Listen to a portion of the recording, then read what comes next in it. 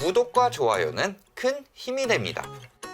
안녕하세요, 라이트하우스입니다. 최근 수원시 원도시민 8달구 매교역 일대가 미니 신도시급의 재개발 사업으로 1만 2천여 가구가 들어서게 되면서 수원 부동산 시장을 뜨겁게 달구고 있다고 하는데요. GTX 신호선과 수원발 KTX 직결 사업 등 각종 교통 편의성까지 더해지며 하루가 다르게 가격이 상승해 매물이 없어서 못 팔 정도라고 합니다. 한 부동산 전문가는 수원이 이미 오르기도 했지만 절대적으로 가격이 싸기 때문에 추가 상승 가능성이 있다고 하며 영통구 내 구축 아파트도 분당처럼 오를 수 있다고 하는데요. 과연 수원은 이 전문가의 말처럼 분당 못지않게 계속 상승할 수 있을지 현황과 함께 향후 전망을 분석해 보겠습니다. 서울, 인천과 함께 수도권 발전의 한 축을 담당하며 삼각벨트를 이루는 수원시는 장안구, 권성구, 팔달구, 영통구 4개의 일반구로 이루어져 있으며 의왕시, 용인시, 화성시, 안산시 등에 둘러싸여 있는 경기도 중남부에 위치한 최대 도시로 경기도에서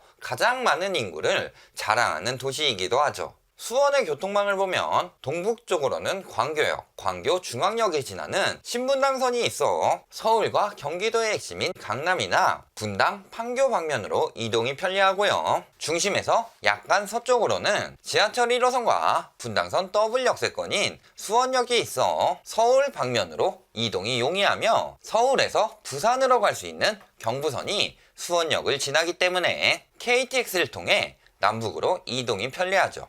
또 수원에서 출발하는 KTX 직결 사업을 통해 서정리 지제역 방면으로 개통해 수서고속철도에서 경부 고속철도로 연결하는 라인이 2024년까지 개설될 예정이라 부산까지는 28분, 목포까지는 2시간 28분이 단축되는 효과를 볼 수 있습니다.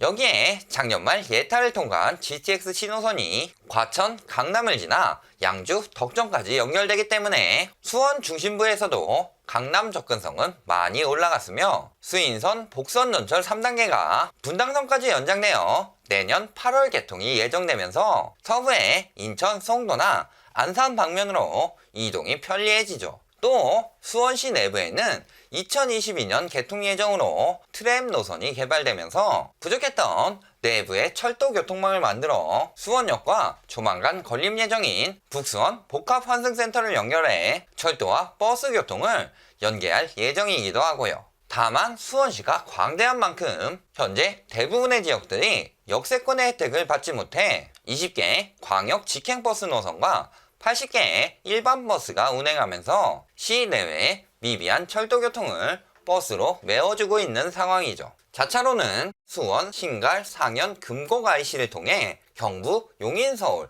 수원, 문산 간 고속도로를 이용해 남북으로, 영동 고속도로를 통해 동서로 광역교통망이 펼쳐져 있는 상황이며 2026년에 개통 목표인 오산 화성고속도로와 용인 서울고속도로 단절 구간 연결 사업 등과 팔달 및 권선 재개발 구역 인근에 팔달 IC를 만들어 고속도로까지 10분 내로 진입할 수 있도록 하는 등 다방면으로 개발 중이기도 하고요. 인프라를 보시면 우선 수원역 인근에는 롯데백화점 및 롯데몰, 롯데마트 등 롯데상권과 AK플라자가 있고 2020년에는 KCC몰이 오픈 예정이라 대형 쇼핑 상권이 형성되어 있습니다. 광교 신도시에는 광교 호수공원, 광교 어린이천문대, 수원 광교 박물관, 수원 컨벤션센터 등의 문화시설과 현재 운영 중인 롯데아울렛 광교점 및 2020년 초 오픈 예정인 갤러리아 백화점을 중심으로 상권이 형성될 예정이며 경기도청 신청사가 내년 입주할 예정이라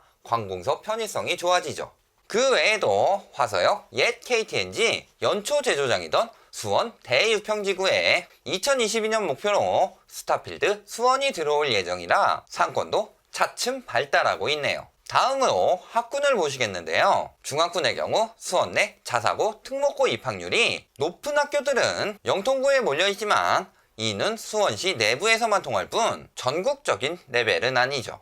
고등학군 역시 경기과고, 수원외고 등 2018년 서울대 진학률 탑 100에 이름을 올린 학교들도 있으나 시험을 봐서 들어가야만 하는 특목고들만이 포함된 상황이고 일반고의 수준은 높지 않아 열악한 편입니다. 수원의 상승세는 글로벌 금융위기와 함께 뉴타운 정책을 시행하면서 생겨난 멸실로 인해 서울에서 일어난 전세 대란으로부터 시작되는데요. 이를 버티지 못한 전세 수요들이 수도권으로 이동하면서 역시 전세가가 따라서 오르게 되었고 2014년 7월 빚내서 집 사라는 정책인 초이노믹스가 시행되면서 갭투기 부담도 덜어지니 수도권의 투기 수요로 인한 집값 상승과 함께 수원 역시 같이 상승하게 됩니다. 매매 가격 지수를 보면 2013년 9월 87.7에서 서서히 상승하다 초이노믹스 이후 2014년 8월부터 급등하기 시작하는데요. 특히 작년 한 해 동안 27.31%라는 높은 매매가 상승률을 보이며 투기 수요가 몰렸던 광교 신도시는 결국 827 대책으로 인근까지 조정 대상 지역에 지정되고 맙니다. 단지별로 보자면 광교 신도시 경기도청 신청사 인근에 2012년 12월 입주한 광교 자이언앤힐스테이트 전용 84제곱미터는 2017년 3월 6억 6,400만원에서 2018년 10월 10억 3,500만원으로 3억 7천만원가량 상승했고 지난 영상에서 말했던 영통구 이이동의 이편한 세상 광교 전용 120제곱미터는 작년 2월 9억 2천만원 정도에서 같은 해 10월 12억 2,400만원으로 8개월 만에 무려 3억 400만원이나 상승했으니 조정 대상 지역에 지정될 만하죠. 하지만 9.13 대책 이후 광교 신도시는 강남, 판교 등 신분당선 라인을 따라서 내려오는 규제 여파로 하락세를 보이는데요. 자이언앤 힐스테이트의 경우 올해 3월 9억 500만원까지 떨어졌다가 지금은 10억 1200만원까지 다시 올랐고 이편한 세상의 경우는 현재 11억 6500만원까지 꾸준히 하락한 상황입니다. 하지만 9.13 대책 이후 광교 신도시를 제외한 수원 내 비규제 지역으로 풍선 효과가 나타나며 투기 수요들이 유입되는데요. 특히 매산로 인근 재개발이 본격화되며 인계, 우만동 주거환경 개선 사업과 GTX 신호선 및 신분당선 연장 등의 많은 교통호재가 있는 수원역 주변과 함께 광교 신도시의 배후 효과까지 겹치는 지역인 팔달구가 높은 상승률을 보이기 시작합니다. 작년 한 해 4.06%의 상승률을 보였던 팔달구는 3, 6, 12개월에 누적 상승률이 높고 11월에도 월간 주택가격 상승률이 0.7%를 초과하게 되면서 요건을 만족했고 결국 팔달구 전역이 작년 12월부터 조정 대상 지역으로 지정되고 맙니다. 특히 재개발 및 분양 아파트가 많은 수원역 인근의 상승세가 눈에 띄는데요. 팔달구에 있는 매산로이가 대한대우 전용 84제곱미터는 작년 9월 3억 3,200에서 올해 3월 4억 2,400까지 6개월 만에 1억 가까이 올랐으나 올해 7월 3억 8천만원까지 다시 떨어지고 마는데요. 9월에 고가 거래 2건으로 인해 평균 4억 900만원까지 다시 상승한 상황입니다. 조정 대상 지역에 지정되지 않은 수원역 인근의 권성구의 경우는 꾸준한 상승폭을 보여주고 있는데요. 서둔 센트라우스 전용 84제곱미터의 경우 작년 6월 3억 4천만원부터 조금씩 상승세를 보이다 9.13 이후 상승세가 증폭되며 올해 5월 4억 3천까지 올랐고 이후 보합세를 띠고 있죠.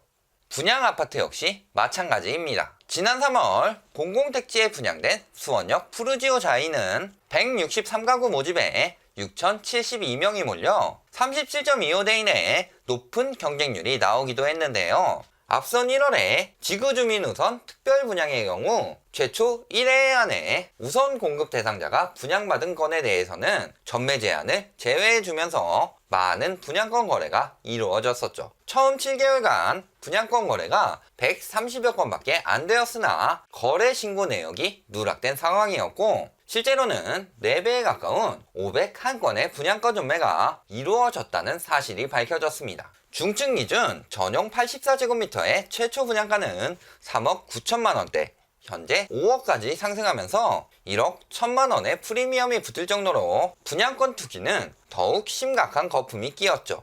수원역 인근에는 올해 말부터 내년 상반기까지 많은 재건축, 재개발 아파트들의 분양이 예정되어 있는데요. 이전 집값이 올라가는 이유 영상에서 다수의 분양을 앞두고 건설사들의 가격 띄우기와 언론의 그럴듯한 명분을 통한 호도가 이어지고 이로 인해 투기 수요들의 추격 매수가 시작되면서 분양단지 인근이 상승세를 보인다고 말씀드린 적이 있습니다. 수원역 인근 역시 교통호재와 풍선 효과를 명분 삼아 시세 상승을 꾸준히 유도했고, 이에 따라 투기 수요들이 들어오면서 단기간에 급등한 거죠. 이처럼 광교 신도시 인근은 초이노믹스부터 꾸준히 상승하다 9.13 이후 하락세를 보였고, 수원역 인근은 반대로 9.13 이후 풍선 효과로 떠오르는 모습을 보여주는데요. 물론 역세권과 입지나 연식에 따라 아파트별 차이가 있다곤 해도 이렇게 거품이 낀 수원이 아직도 절대적으로 집값이 싸다고 말할 수 있을까요? 수원 영통구의 경우 평당 가격이 약 1,200만원, 팔달구의 경우도 1,100만원가량 됩니다.